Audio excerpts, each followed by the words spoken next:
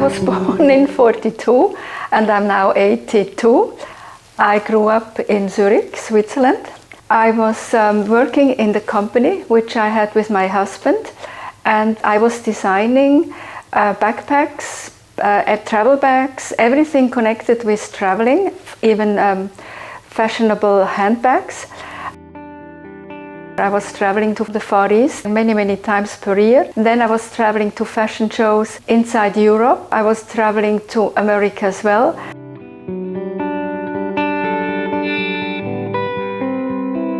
And there came a time I was asking myself, do I want to do this for the next till I'm 65 years old? And I decided maybe one day I would like to do something else, but I had no idea what I could do and what and when.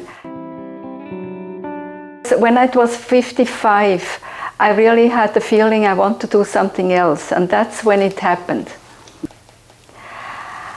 The thing happened not from one day to another. I had met a man, and his name is Ara, and he has one day told me, why don't you go to Tarifa? There are orcas and dolphins there. And I must say, I was then already diving a lot and had never heard that in southern Spain there were orcas.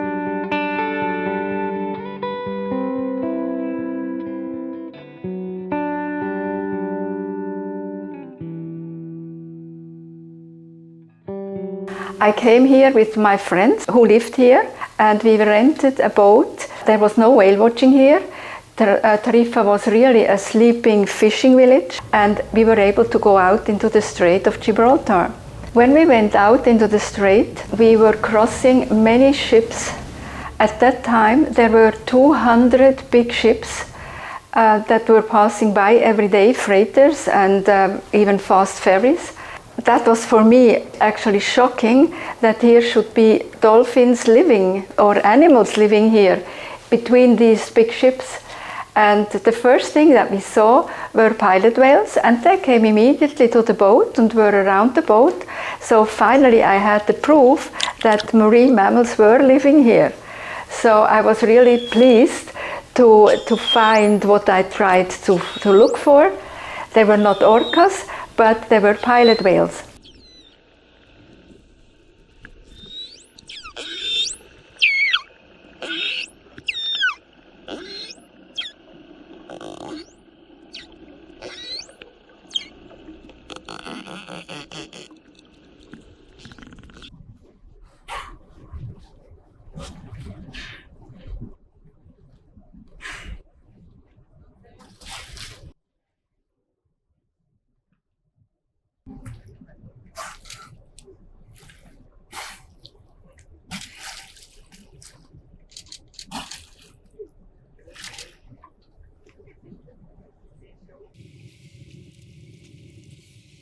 And the next, there were a lot of dolphins coming, and that was also really sweet. They were along the boat and parallel to the boat, and on the way back we had bottlenose dolphins, and from very far away one was jumping up like this and doing this, and in the next moment 2 others came and formed with their lips a heart, and that was really when I was caught.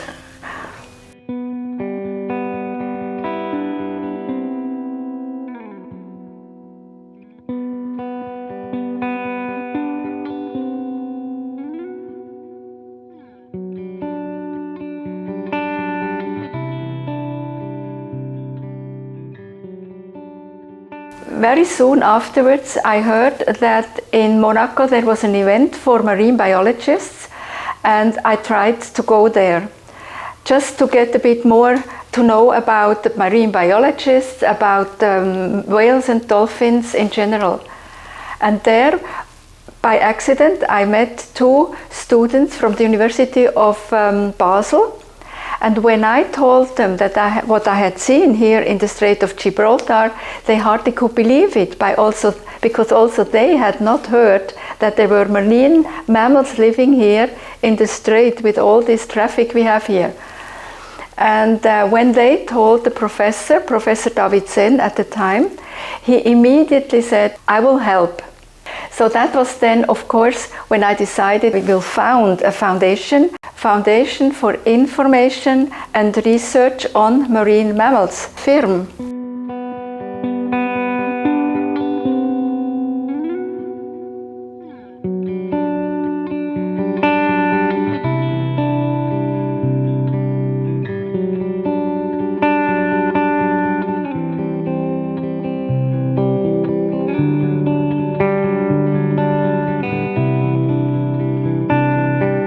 So I started to come to Tarifa.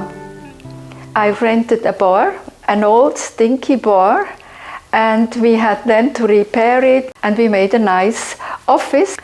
Then I bought a little dinghy, and that was a boat that was, of course, afterwards we discovered that it was not the right boat for the strait with all the high waves and the wind we have here. So after 1 year, we sold this boat and we bought a real boat which took 12 people on the boat. That was how it became slowly known.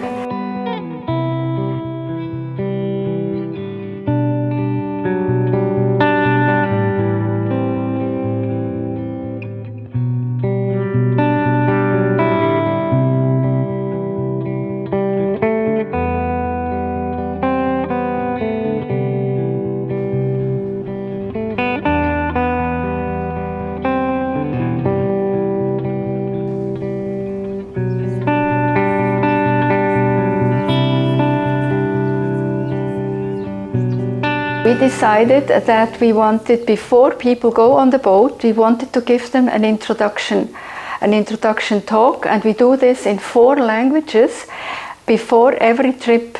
We don't want people just to jump on the boats and for a fun trip, but really that they are being prepared for this trip. And this we do now since 27 years, and in 4 languages. Before every boat trip, people are being informed of what they can see, of what they should not do. Of course, later on came the thing about the plastic. Please don't throw too many plastics away. At the beginning it was even cigarettes. Please don't just throw your cigarette into the water. So from time to time it was changing, of course, what we were saying, but in general it's a big and very nice information talk.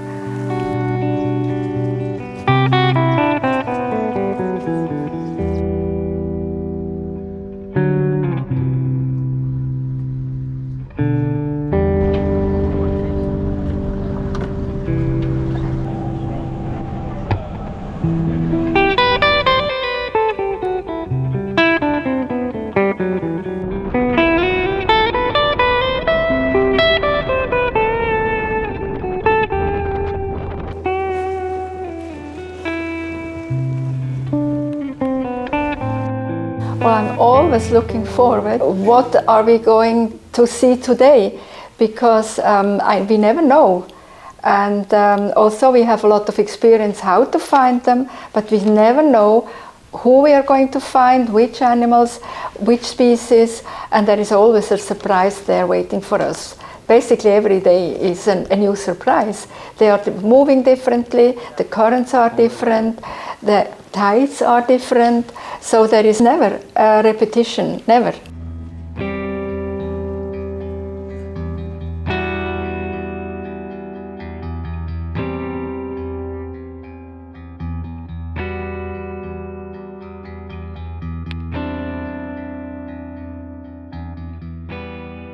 On the boat, it's important that we do a respectful whale watching and that people understand. The thing is that later on, when other boats started to do whale watching, they didn't do it respectfully. And we found out that actually in Europe, there were regulations of how the whale watching has to be done, were existing, but not in Spain.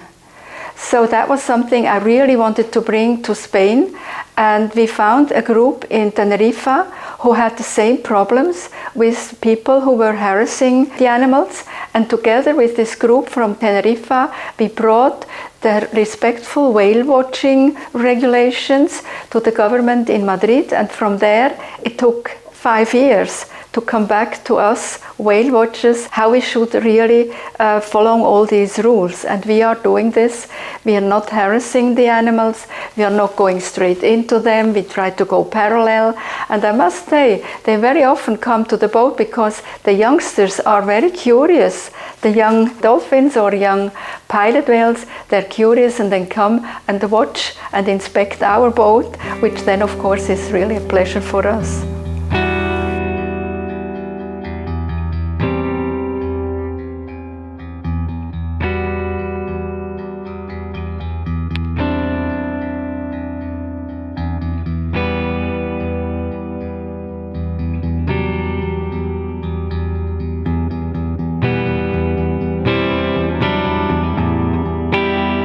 We even went to schools.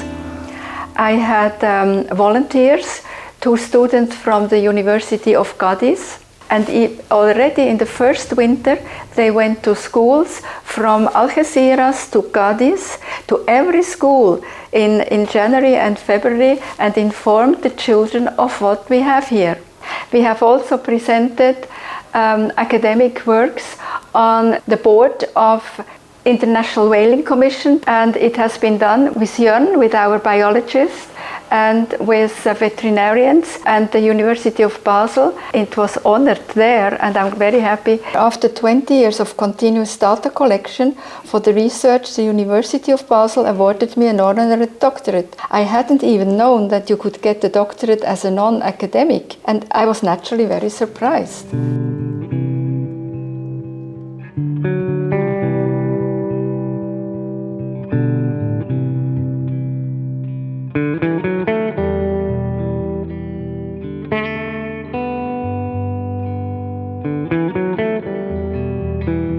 Since about 3 years, we hear it also on the boat when orcas are actually having interactions with sailing boats.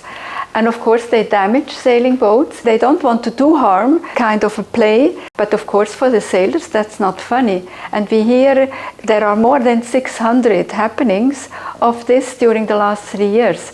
The pod that are interacting orcas, it's not the pod that we know since 25 years, it's a different pod. 1 or 2 boats try to shoot at the orcas, but it's totally forbidden and they have been punished.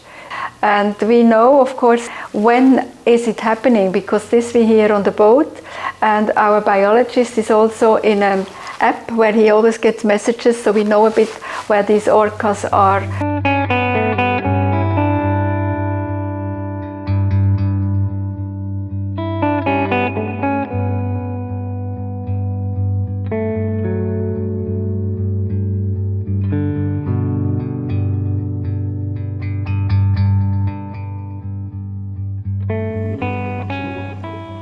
The Strait of Gibraltar is full of nutrition because we have special currents here.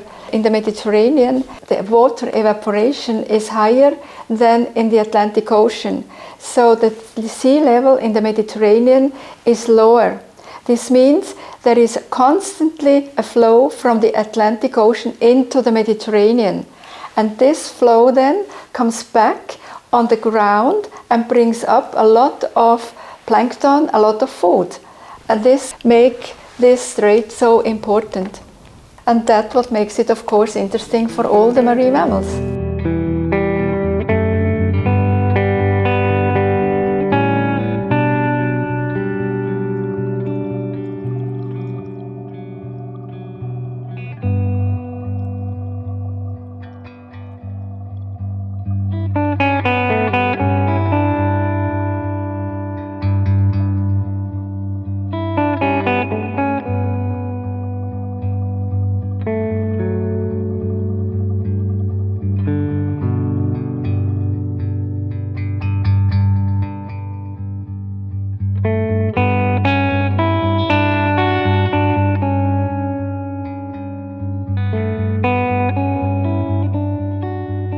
Actually, there are no other women around in this business or on boats.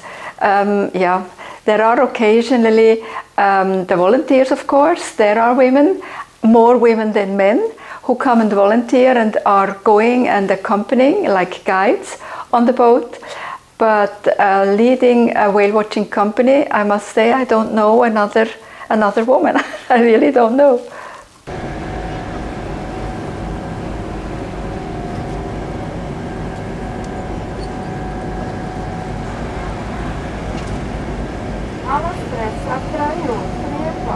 It's a man's world on the sea. So, I mean, I've had very hard times at the beginning. They were really doing everything against me. And I had really 4 or 5 years which were very hard, because the macho Spanish people, all the machos here, they didn't like me, not a Swiss woman, where they have no sea, where they have no whales. And she comes here to tell the people where we can find animals. That was a bit hard for the Spanish.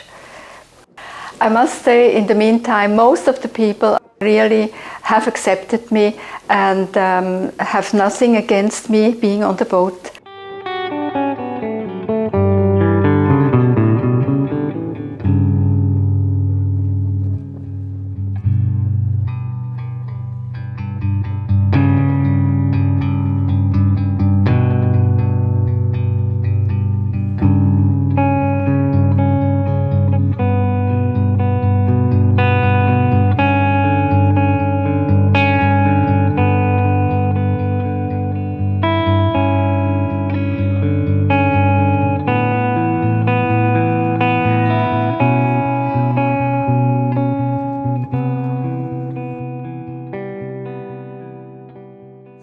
Of course, I wish that my grandchildren, that they will still have a world and an ocean where they have all healthy animals like we see today, and that people are respecting everything that is from the ocean, and that they are not overfishing, that they are not putting too much waste and plastic things into the oceans, which is really horrible when they start to eat plastic.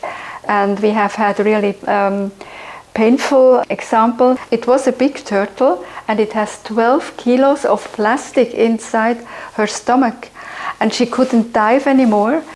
And just a couple of weeks ago they were releasing it after, of course, nourishing it, and she was doing well. And we were able to meet this boat and be with them when they were releasing this turtle. And it was really great how this turtle, as soon as she felt water around her body, she just dove and went away.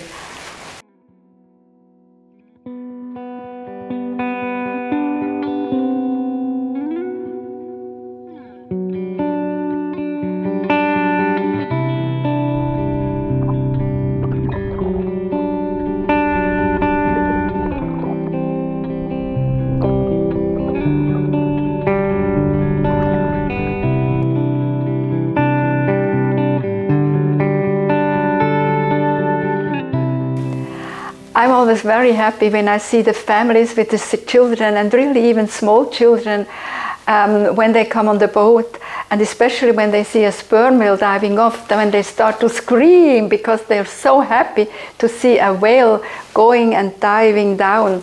So it makes me really happy to see so many families with children. And of course I hope that these children, and I even know that more than one, which we have had in our courses, we have been giving courses for the last 20 years, and weekly courses, and there were even children who became biologists in the meantime, and this is of course very great.